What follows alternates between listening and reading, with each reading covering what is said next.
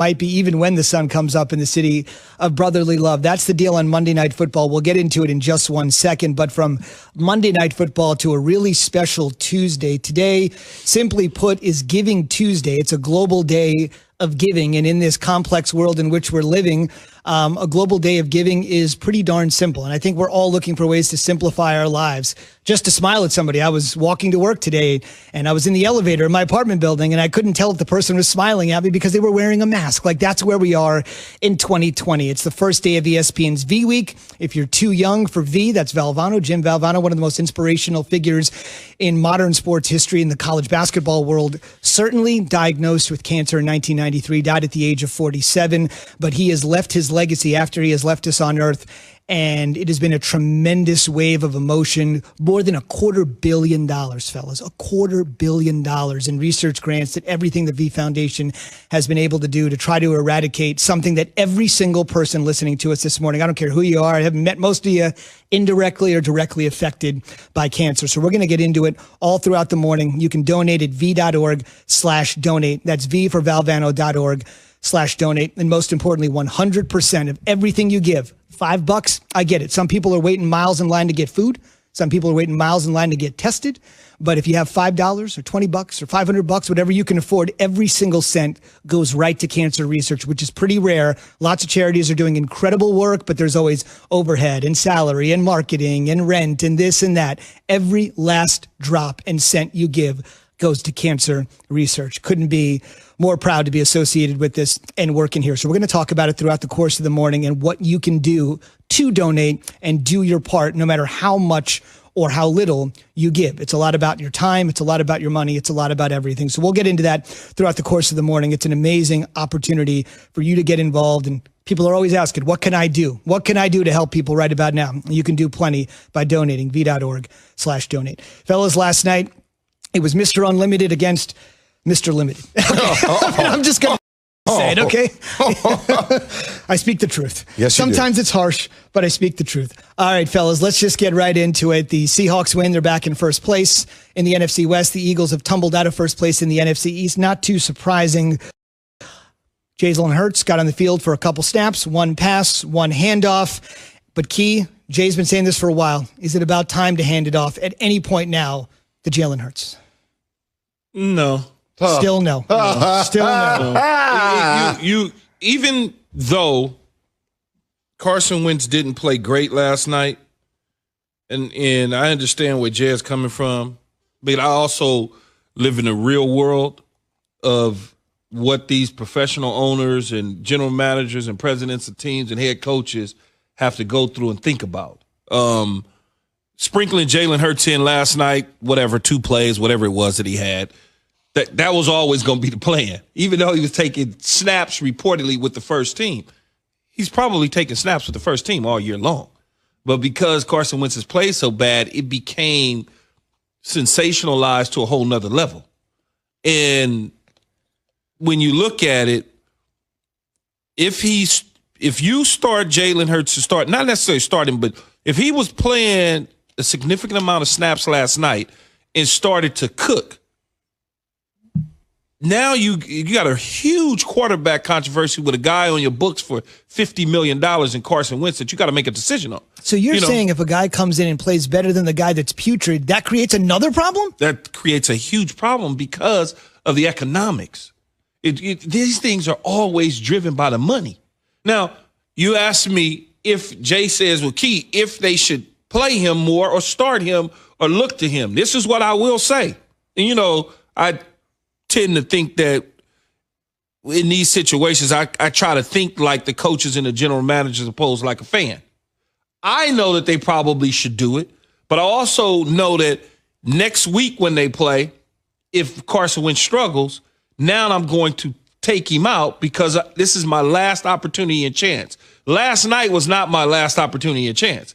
I'm holding on by a thread, right? Next week, it's probably my last chance and opportunity if I lose that game. So if Carson Wentz is throwing the ball in the stands and not playing well or giving the ball to the other team like he did last night on the late drive, that could have put him even closer to Seattle and put the pressure on Russell Wilson. Instead, he throws an interception. He was cooking up to that point. They methodically moved down the field, put him in position. Some would argue they should have took the 3. I'm like, man, go for it. Go ahead and go for it because you got to score. Carson Wentz hasn't been the same guy technically since his ACL out in L.A. when he got hurt right before the Super Bowl. He hasn't been the same. Although last year he showed some good signs late in the year, Jay, but he just hasn't been the same. And as far as Jalen Hurts goes, it's hard to, at this stage of the game, when you got that type of money on the line, is to decide to bench your future, what you believe was your future, right now. You may be able to do it next week, but not last night. You couldn't do it. I'm over it being Carson Wentz's fault. I'm over it, Key. Last night, Doug Peterson's Monday Night Football coaching performance was a fireable offense. It was a fireable offense. This team has lost their last 7 of 11 games. Watching the debacle between the quarterback competition is straight up embarrassing. It's logicless. He brings Jalen Hurts in for one possession. He completes a pass. He gets snagged very quickly. I know it was part of the strategy, Key. Snagged. But also, I mean, there are a lot of other things. Fourth quarter, Carson Wentz going for it on 4th down, being down. You're forcing a pass. He blames certain things on the quarterback. He doesn't blame certain things on the quarterback. Watching him at the podium, every post presser just seems to be more and more embarrassing. And at what point, I know their offensive line has changed so much. I think it was their 10th combination in 11 games that they played. I know that Carson Wentz is running for his life, but it just seems like the way Doug Peterson, I know he has 1 Super Bowl championship, but the way he is handled this year continues to be more and more embarrassing. And the play calling didn't seem like it was at its best last night. Well, here's what I would say in terms of the Jalen Hurts completion. Well, the first opportunity there was a false start on the right side of the offensive line. The tight end move, the right tackle move. Because of the cadence, when you're used to hearing a certain bark out from the quarterback in Carson Wentz, now you got a different cadence with Jalen Hurts. Even though y'all have practiced together some in a week, it's different. And so there was the false start. Although he would have completed that pass, it would have been whatever, gain of yards. Then the next time he completes a ball, now all of a sudden they pick up 6 or 7. If you keep him in the game and he's doing that and they're starting to rally behind that, it makes your job difficult as a head coach to now stick with the guy that, and it sounds crazy.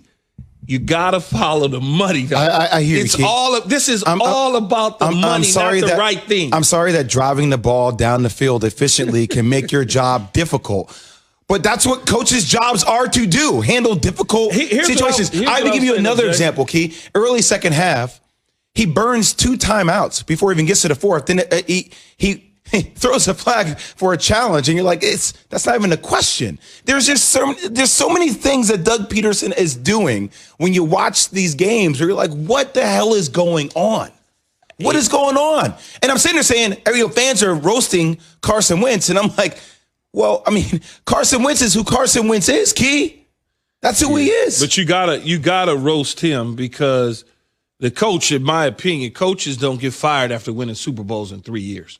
They get, you win a Super Bowl, it's probably going to give you another 5 years. The franchise is only Super Bowl. Yeah, they're going to give you 5 after that Super Bowl, right? Only one. Understand, but Nick Foles did come in like Robert Horry and save the day. No, correct? It doesn't matter, though. Because I'm the guy with the statue in front of the stadium.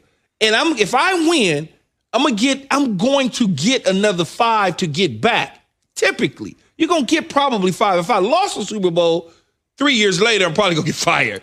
You just look at it. Dan Quinn, coaches that lose a Super Bowl typically get a couple years and they get fired.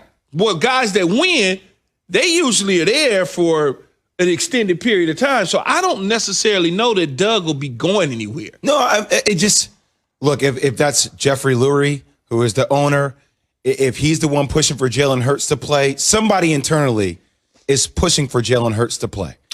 It feels like there's this self-sabotaging that's happening inside this organization. And Doug Peterson, it feels like just continues to get a pass because it only goes on Carson Wentz.